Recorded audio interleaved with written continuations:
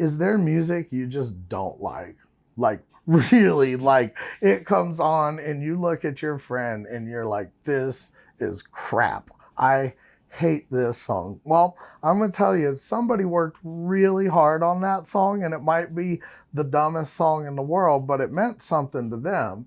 And especially if you're a beginning musician, can you make me something of that quality? Show me your song. Let me hear what you do. Now, I don't think there's anything wrong with a friend looking at his friend and saying, I hate this song. This song is crap.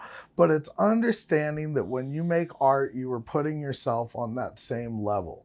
And no matter who you are there's somebody out there right now that's like, man, I can't stand Stevie Wonder. And that's Stevie Wonder, man. Like I know people that do not like the Beatles.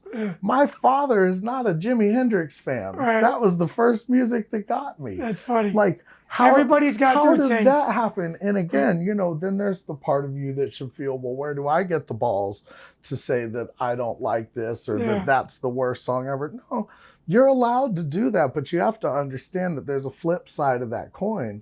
And that for every person that I play with or hears me plays that goes, man, I love the way Travis plays. He's got this, and I love the feel and all this. There's someone else out there that goes, I don't get it, man. Why do they keep hiring this guy?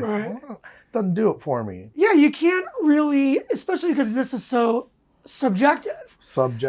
Art, not sports. This is not the Olympics. There's no fastest slapper competition, Sign me up. But you're totally right, because it's subjective. So, and here we are trying to please everybody. Oh, don't you like my playing? Don't you like my playing? And it's not going to happen. Yeah. So just be the best you. That's all you can do. And then when you rest your head on the pillow, today I was the best me. Mm-hmm. And whether I got through that G major scale in 2 octaves, or I just did a tour with one of the greatest living guitar players, okay. I did my best effort. Sure. And it's all related, because all of those, I mean, you talk about putting in that time, man, learning Scott Henderson's book. I put in that time, man. I couldn't have learned that in 3 days. I know other people that are that good of musicians. And why Scott didn't call them, I don't know.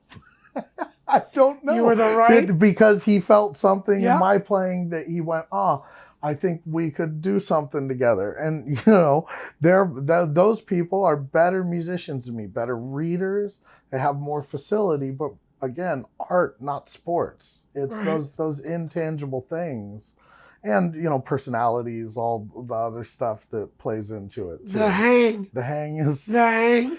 The hang is the hang. The hang is the hang. And it's really important to be well-rounded in the fact that, listen, you could be a great musician, but you also have to get along with people. Very much. And again, I think a lot of it is taking the ego, which, as you said, there's the good side, which the ego will carry you onto the stage, because you do feel a sense of worthiness to be part of it. Sure. The other side is really the insecurity of it, saying, well, I have to be better than you, and I have to be better than you. There's that sort of flip side. And the hang, basically just being a relatively enjoyable person to be around. And I think that's important to cultivate too.